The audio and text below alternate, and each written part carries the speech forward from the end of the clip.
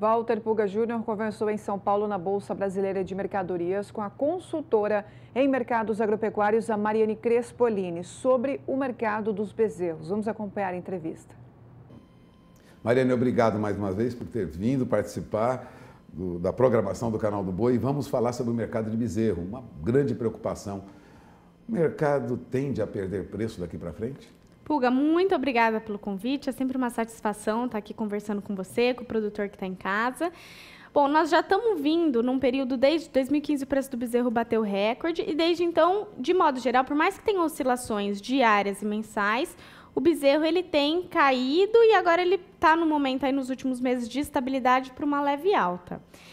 E aí há um efeito anual e plurianual daqui para frente para o bezerro. Em termos anual, é importante a gente falar que a gente está terminando fevereiro e a gente vai começar o período que começam a sair os bezerros, como o produtor em casa chama o bezerro do cedo, que é aquele bezerro de maior qualidade. Então, como ele tende a ter um peso maior do que os bezerros comercializados em outra época do ano, esse bezerro ele tende a ser mais caro, mas ele também tende a ter mais qualidade. Agora, quanto às negociações daqui para frente, nós temos muito abate de fêmeas. O que está ocorrendo? Sim, a gente está vindo num momento de, principalmente, ainda não tem os dados para esse ano de 2019, mas no ano passado nós tivemos um volume muito expressivo de abate de fêmeas, que ele é claro, ele é em função justamente dessa redução do preço do bezerro, o criador ele descarta as suas fêmeas pelo desânimo com a atividade, né? Quando ele olha para o preço, ele responde ao preço, e também porque ele precisa gerar fluxo de caixa. Então, nós temos duas fêmeas, quando a gente fala, nós temos as vacas, né, que pode ser vacas de descarte, ou até mesmo uma vaca que ela poderia me dar um outro bezerro, mas eu estou usando ela para gerar fluxo de caixa. E agora, algo que a gente vai ver uma mudança, que na verdade já vem ocorrendo, é a questão de novilhas. Nós estamos com abate recordes de novilha. O ano passado, até o terceiro trimestre, que é onde a gente tem dados, foram 2,5 milhões de novilhas, Puga. Para o período dos 3 primeiros trimestres, nunca abatemos tantas fêmeas jovens. Isso lá na frente pode resultar em uma oferta menor de bezerros, não? Sem dúvida. Um pouco do que eu falo é assim, não teria problema a gente abater essas novilhas se as outras fêmeas que ficarem responderem em produtividade. Né? O que eu percebo a campo? Né? Eu sou pecuarista e o que eu vejo é que a recria engorda está respondendo muito rápido. Principalmente em Mato Grosso, que é onde eu moro, o semi-confinamento está crescendo de uma forma muito rápida, muito acelerada. O que isso faz? Faz com que a recria engorda venha e também demande mais bezerros. Juntando a isso, no ano passado, nós dobramos a nossa exportação de gado jovem em pé. Então, eu também estou tirando bezerros que iriam para terminação nesse ano ou no próximo. E estou mandando eles vivos pela exportação de gado em pé. Aí fica aquela situação. Se as fêmeas que sobrarem, elas não responderem em produtividade, e o que a gente vê é uma cria que ela está melhorando, a IATF está crescendo muito, mas o ritmo dela é mais devagar do que a terminação. Então, assim, daqui para frente, o que a gente deve ver é, novamente, também pela possibilidade de virada no ciclo econômico, a gente vê essa reposição tendendo de estabilidade para uma tendência de alta de preço, Puga. Ou seja, alta de preço para bezerro é uma previsão plausível nesse momento, neste quadro. Sim, é um momento, claro, sempre que eu falo isso, o produtor às vezes me pergunta, Mariane, em março o bezerro já vai subir? Assim, ó, produtor, você que está em casa, a gente não tem como prever março, abril, maio, mas é importante ele ter em mente. 2019 pode ainda ser um ano mais de estabilidade do bezerro, mas 2020, 2021, 2022 a gente deve ter essa reposição em patamares mais elevados. Portanto, preços mais altos. Mais altos. Eu falo que assim, nós tivemos recorde de preços do bezerro em 2015. O abate de fêmeas, que foi em 2018, está muito próximo do que foi em 2013 e 2014. Então, assim, se a gente comparar com o passado, nós estamos num momento anual muito próximo do que foi em 2013, mais 2013 do que 2014. Então, a gente está nesse momento, sim, de inversão desse ciclo e alta de preço de bezerro. Bom, toda a tecnologia que se aplica hoje, ATF, bem aprimorado, não compensa essa redução que ocorreu com o abate de fêmeas. Né? Não, porque quantos... E aí fica a pergunta para quem está em casa. Quantos produtores você efetivamente conhece que fazem a IATF?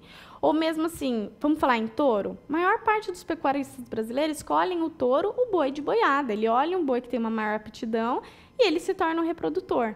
Então, a gente ainda tem muito a avançar em genética, em nutrição, né? Então, é só a gente olhar as qualidades das pastagens, a cria fica muito nas áreas marginais, que muitas vezes eu não faço nem manejo de pasto para essa vaca. Então, ela está num ritmo mais lento mesmo. Está melhorando, mas perto da terminação, que o semi-confinamento e o confinamento cresce, que as tecnologias, manejo, suplementação proteica energética, todo esse pacote tecnológico, na cria está um pouco mais devagar. Se você tivesse que dar um recado agora para o pecuarista que está nos ouvindo, para que ele tomasse, vamos dizer, cuidado com alguns dados para planejar o seu trabalho, o que você diria ao falar para quem precisa de bezerro?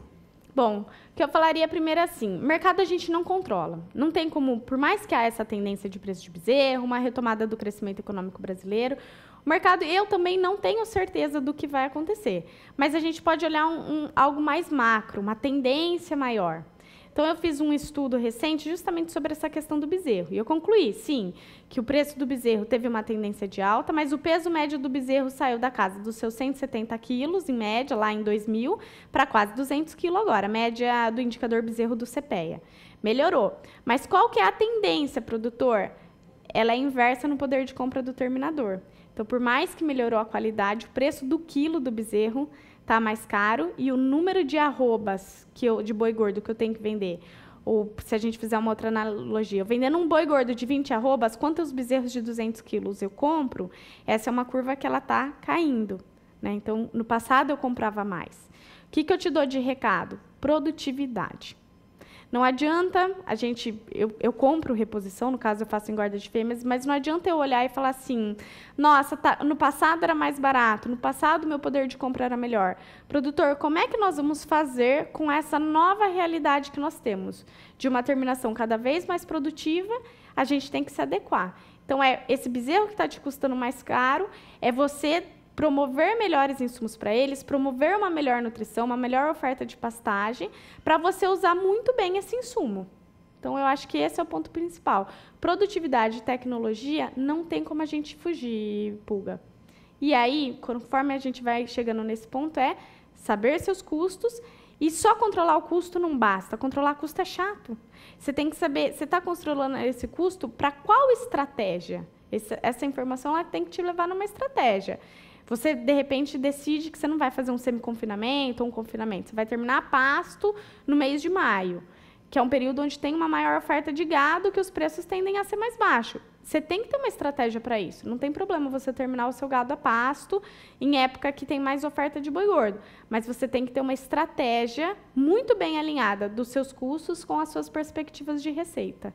Bom, você acaba de ouvir Mariane Crespolini, consultora na área de pecuária já há muitos anos, teve uma atuação durante 8 anos no CPEA. Está aí o recado. Planeja com cuidado o seu trabalho, tendo como referência aí uma visão mais ampla do mercado.